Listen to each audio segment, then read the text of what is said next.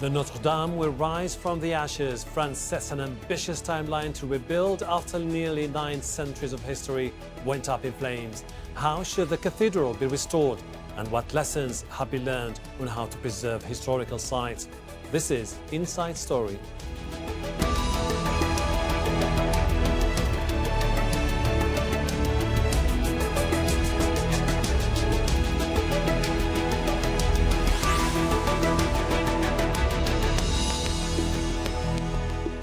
Hello and welcome to the program. I'm Hashem Ahelbarra.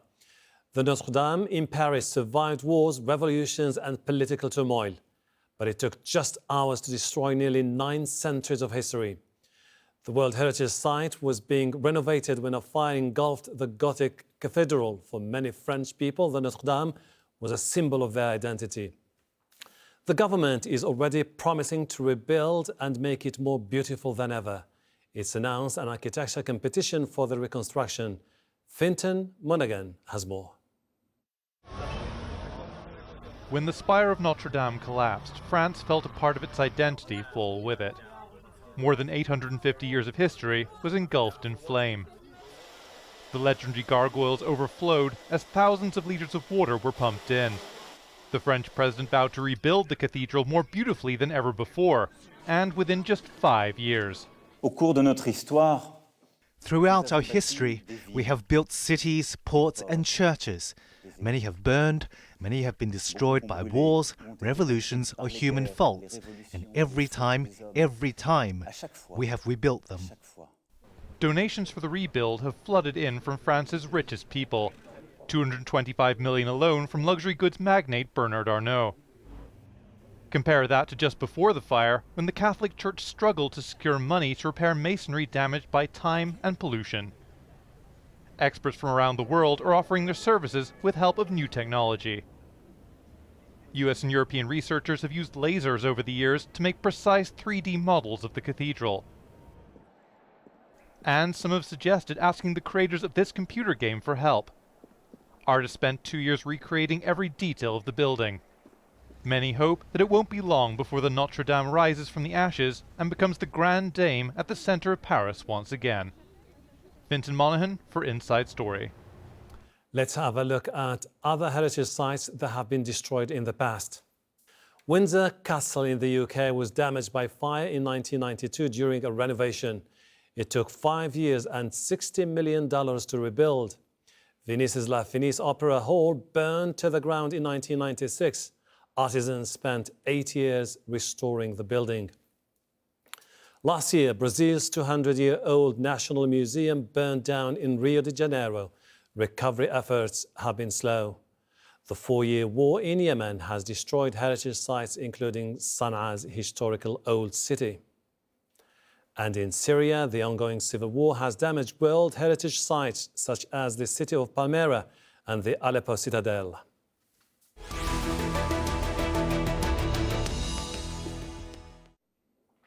Let's bring in our guest. Karen Archer is Deputy Director of the French Heritage Society, and she joins us from Paris. On Skype from Ferrara, Italy, is Roberto Di Giulio, Scientific Coordinator of the Inception EU Research Project, which documents heritage sites in Europe with 3D modeling. And in London, we have Francis Maud, an architect and director at Donald Insall Associates, who took part in the restoration of the Windsor Castle in the UK. Welcome to you all. Karen, I think the question that many people are asking right now is, how will Notre Dame be rebuilt? Is it going to be the same again? And actually, that's a big subject of debate right now, because, of course, there are norms of construction and the history of the monument that has to be respected. But as we know, there was just a competition that was announced today for an international competition from architects across the world for the new spire, which is an element which will bring, obviously, something new to the cathedral. So they're not planning, obviously, to just reconstruct the 19th century spire, which was done during a major restoration by the famous restorer Viollet-le-Duc. So that's one element. In terms of the rest of the architecture, There may be improvements in terms of techniques, but they still have to respect the spirit of the building. Okay. Which is always a debate in terms of restoration. We'll definitely go into more details about those particular aspects of the building. Roberto, how difficult is this task going to be for the French architects at the moment they will start the restoration of the heritage site? It will be quite difficult as well as it is in such kind of building. The difficulties depends on the data that they have.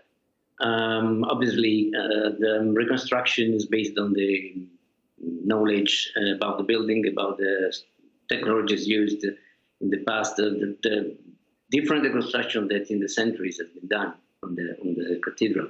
So it is not difficult in terms of technologies. Now we can reconstruct everything. It is difficult to understand and to know exactly how to reconstruct. And the debate could be very hard about this, because the position about how to reconstruct are very different in Europe. I presume, I heard that, but it's very soon, I heard that they want to reconstruct the cathedral as it was, obviously. But you know that the cathedral has been reconstructed a lot of time. So there are parts from the 13th century, it's a part of from the 19th century. And the reconstruction will require a very hard and deep study. The technologies are available, but I think they will put on their effort in studying which is the best way for doing that. Francis, tell us a little bit, I mean, from your own experience with the restoration of the Windsor Castle, what are the major challenges that you faced that the French architects and the French authorities could face with Notre Dame? I think there's a clear point where you need to start in a project of this kind, in that we really need to be able to stabilize the surviving parts of the structure, which are going to include the external walls and the vaults, which survive over most parts of the cathedral. Because obviously the structural dynamic of them has changed considerably with the collapse of the roof above them. So there's a big project to do there straight away to make sure that as much of the fabric as possible can be saved. And then there's also a need to put a temporary roof over the whole of the site to prevent any more rainfall getting into it, because the key thing we also want to be able to do is to dry out the structure as much as we can. We've had a lot of water poured into it in an attempt to put out the fire, and the building needs to dry out because of that. And then once we have got a weathertight enclosure around the building, and we've been able to stabilize the standing parts of the structure, we can then go through and look at the debris which has fallen from the roof structure and which has fallen down into the nave as well, to identify how much more fabric which has fallen down could be salvaged from that and could be reincorporated into the rebuilt cathedral. Karen, the government says that is going to take 5 years to complete the restoration of the cathedral. Do you think this is a realistic aim? I would say it's very ambitious. It's a very ambitious goal. It's difficult to assess, as we still don't know what structural elements, as Roberto was saying, need to be replaced. Also, apparently there may have been some damage to some of the stones on the upper level because of the heat. So all of that has to be evaluated. So before they can really get into restoring it, they still have to do finish the evaluation for the structure. But 5 years seems like a very, very ambitious goal. Roberto, for that type of project. There are some experts who are now saying that you need, first of all, to go through all the digital archives, technology, you need to look into the financial considerations, look into the structure itself of the cathedral, and you look at what kind of innovations you would put into place. And if you sum it up, it seems that you need at least 20 years to be able to complete this whole endeavor. Do you agree with this assessment? The data that they have at the moment are probably based on historical times. We know that there is some fights about a survey with 3D laser scanner that has been done in the past in the USA. I presume that probably some digital file are already available, but actually I don't know which kind of data we have. Because, of course, having a 3D model very rich in terms of data and information, it could be very helpful for the reconstruction, for the collection of data that I was talking about before. Mm-hmm. Francis, this looks like a very delicate task in a way or another, because you have to look into whatever innovation you would put into place as an architect without compromising the structural integrity of the building, because ultimately we're talking about a very ancient structure. So how to strike this balance between a very ancient structure and the need for more renovation and robust ceilings, for example? I think the key features of medieval and other ancient structures is there's a certain degree of flexibility in their original construction, in that the small size of the stones, or medium size of the stones, and the mortar, which joins them together, as well as the use of timber, allows a certain amount of movement and settlement within the structure without completely compromising the integrity of the building as a whole, and that therefore the imposition of some modern materials, particularly perhaps hard cement, which act as a much more rigid type of structure, can give difficulties if not carefully managed. That said, I mean, we need to look back at the history of other repairs which have been made to cathedrals over the past, and perhaps good examples include the post-war reconstructions, principally at, say, Reims in France after the First World War, where a steel frame roof structure was included there, which still stands today, and that gave both a faster rebuilding time as well as a fireproof structure.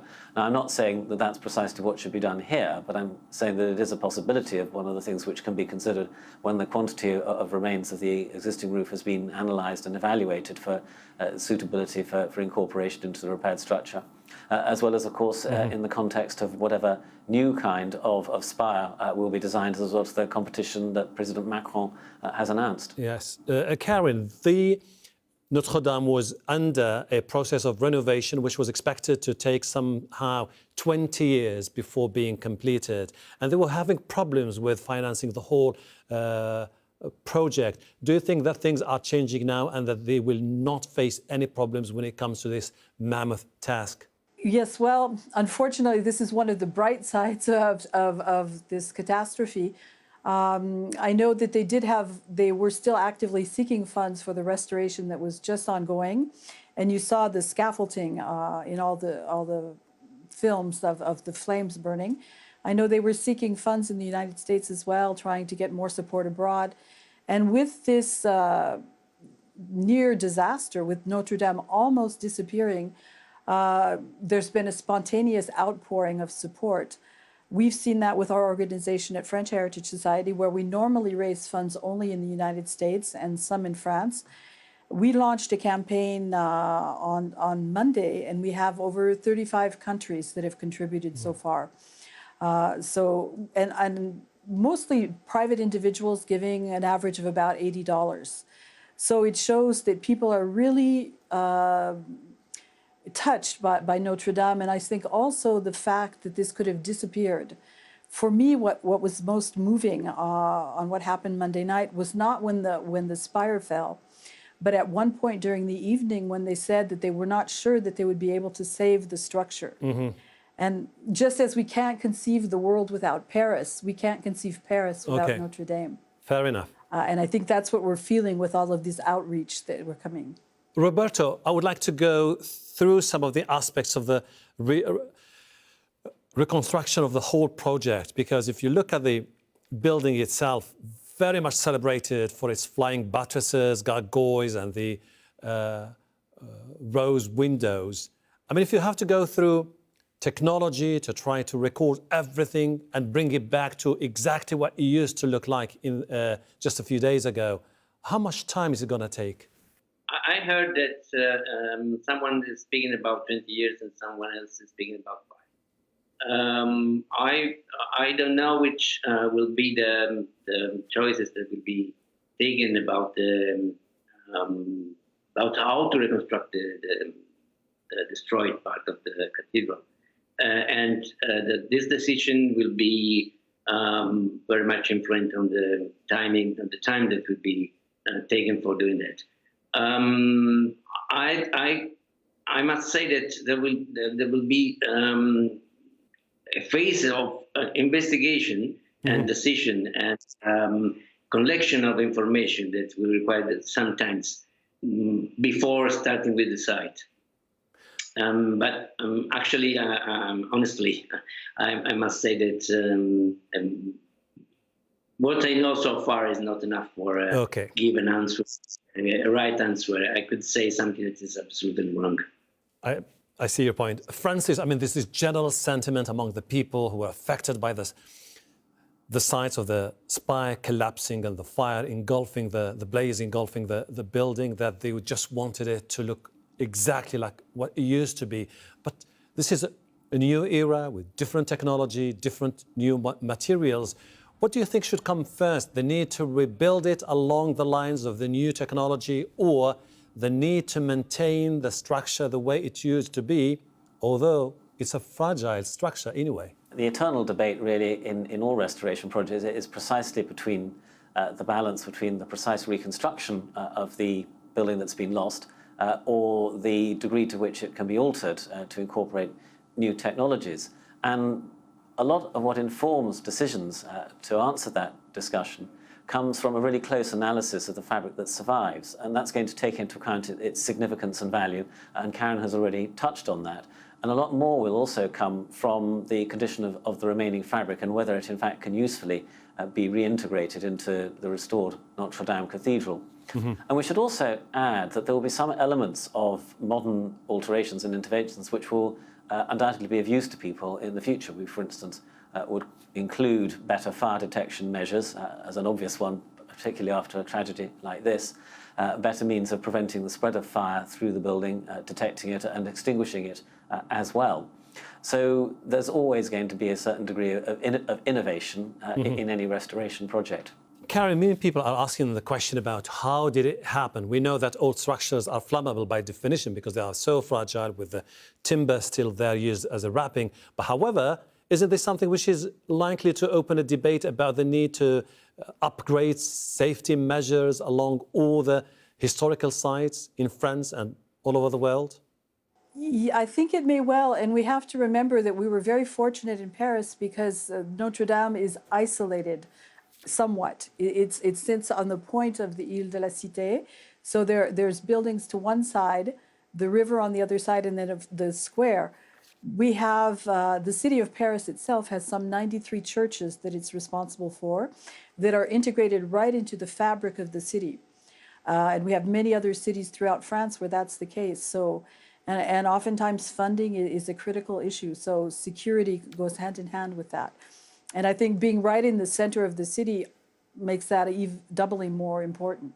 Roberto, Europe in particular is very successful when it comes to reconstruction and restoration plans. We've seen that with Dresden, with Warsaw, with Italy, with different parts of Europe. And this explains why people are optimistic that Notre Dame will be rebuilt to its glory days. I think that we can be optimistic. We have a lot of experience in the construction, not only after the Second World War, but for example, in Italy we have a big experience, unfortunately, because of the earthquakes that we had and that we are prepared to have. We experienced several experience of reconstruction, and different approaches has been tested and developed. The last declaration of the European community about the importance of the collection of data in terms of also of the digitalization of cultural heritage is very important for doing that. One of the main aim of the declaration, one of the first points of the declaration, includes the importance of the creation of repository of data and of digitalization of buildings and collection of all the data that can be used for maintain and for reconstruct. And I must say that maintaining is more important than doing what you have to do after the destroy, because for maintenance and for monitoring this kind of data, very important. Francis, if you were to take part in the restoration works in Notre Dame, what would be your first advice to the French government, knowing that this is ultimately has become a universal symbol? It is a universal symbol, and that's why it's a World Heritage Site, because in that respect it has something which belongs to humanity as a whole. We've talked already about the need for a full evaluation of what remains from the fire before making any decisions as to the precise process of reconstruction. As Karen said, the Notre Dame is a symbol of Paris, and Paris, of course, is the center of France. So it will certainly be rebuilt, and in large measure, because so much of the external fabric survives, we will expect it to look the same as it does before the fire, and that equally applies to the interiors. There is going to be something spectacular, I think, which will replace the former spire in the middle of the cathedral, and there may be other opportunities internally once the debris has been cleared away for other items to be introduced which will bring a new sense of wonder and joy to the place. But I think one other thing really to note about the process of a post-fire reconstruction is that it does bring with it a sense of renewal. There's a palpable sense of excitement. We have been able to say perhaps more of Notre Dame than seemed likely on Monday evening, but we've also got the chance to renew it at the same time as a functioning and working building. There's a project that was beginning at the time the fire broke out for a lot of the fabric repairs which were long overdue, and to be able to undertake it at once in this way is perhaps more of an opportunity than a tragedy. It's always worth noting that if you can... Go ahead, carry on. Go ahead, please. Sorry. I was going to say that if you can have unimpeded access to a structure, you're able to focus far more completely on the task of reconstruction than you can with a building which remains occupied. Because, of course, during the project which they were envisaging for the roof repairs and the external fabric and so on, they need to keep Notre Dame open the whole time. But now there, I think, is a better opportunity to do a more complete project. Before we wrap up our conversation, I would like to hear from the three of you. I appreciate really you being brief on this particular question. We've seen this outpour of emotions about the collapse of the spire and the fire at the Notre Dame, but at the same time, you look at the world, there are places perhaps more ancient than Notre Dame, completely destroyed by war in places like Syria, Yemen, Afghanistan, Sub-Saharan Africa. What do you think should be done to prevent such loss of human treasure? I will start with you, Karen. Yes, it's a difficult question because unfortunately the areas where this is taking place are areas that there's not a lot of state control anymore, or there's active conflicts going on. I know there's a debate too about to what degree when peace comes should those things be restored if they can be. But it also comes down to, I think there is a bit of inequality. When you see the more developed countries in the West, and especially urban centers, naturally they tend to get more attention. There's more focus on them, there are more resources that are devoted to them, just because more people are familiar with those areas. Roberto? We've seen how fragile our cultural heritage is. We experienced the fire in Paris, but it's the same with the earthquakes, it's the same with the climate changes. There is a very interesting field of research that is going on how to protect and to prevent the damages that cultural heritage can occur on the cultural heritage because of a lot of possible assets. The prevention means not only the structural action on technical action on the cultural heritage, but I think that prevention is the dissemination of information. If we take people more closer to the cultural heritage and they understand, and we improve their understanding, it's a way also for enhance this prevention, this behavior. Francis, in less than 20 seconds, please. it's a question of who can take responsibility for these places, who can look after them, who can bring the resources to them. We know that they're remote, we know that they're vulnerable, we know that there is limited government there. So ultimately, it's the World Heritage Organizations which will need to step forward here. Francis Mode, Roberto Di Giulio, Karen Archer, thank you very much indeed for your contribution to the program. And thank you too for watching. You can see the program again anytime by visiting our website aljazeera.com. For further discussion, go to our Facebook page. That's facebook.com/AJ Inside Story. You can also join the conversation on Twitter. Our handle is @AJ Inside Story. From me, Hashem Ahelbarra, and the whole team here, bye for now.